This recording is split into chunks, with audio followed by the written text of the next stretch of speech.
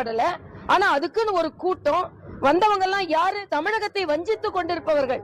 தமிழகத்தை வஞ்சித்துக் கொண்டிருக்கின்ற சிவகுமார், தமிழகத்தை மரியாதைக்குரிய சிவகுமார் அவர்கள், தமிழகத்தை வஞ்சித்துக் கொண்டிருக்கின்ற மரியாதைக்குரிய பினராயி விஜயன் அவர்கள், தமிழகத்தை வஞ்சித்துக் கொண்டிருப்பவர்களை கூட்டிக் கொண்டு கூட்டம் போட்டு தமிழக மக்களுக்காக பேசுகிறோம் என்று சொல்கிறார்கள். ஏமாற்று வேலை. ஆக இதை நாங்கள் மக்களிடம் எடுத்துச் செல்வதற்காக நாங்கள் கூட்டங்கள் நடத்துகிறோம்.